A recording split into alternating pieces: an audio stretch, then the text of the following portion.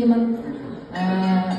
Ата-анасының және осы ата-апаларының тек биіктерден көрініп, абыройын көтеріп, және Құда қаласа адал келін бала алып келсін, небере адал құда-құдағилар келсін деймін, адал күйеу бала келсін деймін, үйге Құда қаласа. Міне мен өте қуаныштымын, бір бүгін толқып отырмын. Не деймін, айтатын сөзім көп еді, бірақ та бүгінде міне өте қуаныштымын. Осындай Құда маған қуаныш Құда бергеніне қуанамын. Осындай Гүлназдай Құдағи бергеніне қуанамын. Міне неше жыл болды? Неше жыл болды? 5 жыл болды ғой.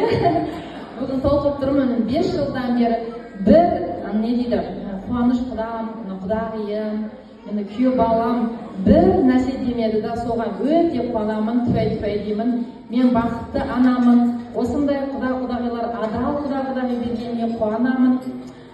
Өзім менің қызымды қызымдай көреді ғой. Соған қуанып отырамын. Шыны келген жақсыны осындайды айтайын енді. Құдағи менен Құдам әр уақытта менің қызымды қызымдай көріп, қызымды қадірлеп, қызымды не дейді?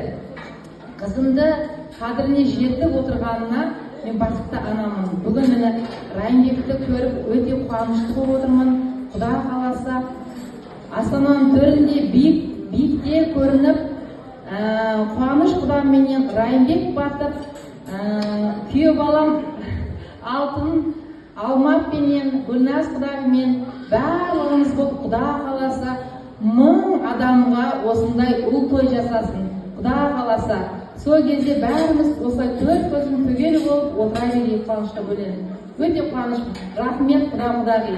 Құтты болсын тойымыз. Құда қаласа өсіп, көбейсін, тек жақсы күндерде көрсе берейік.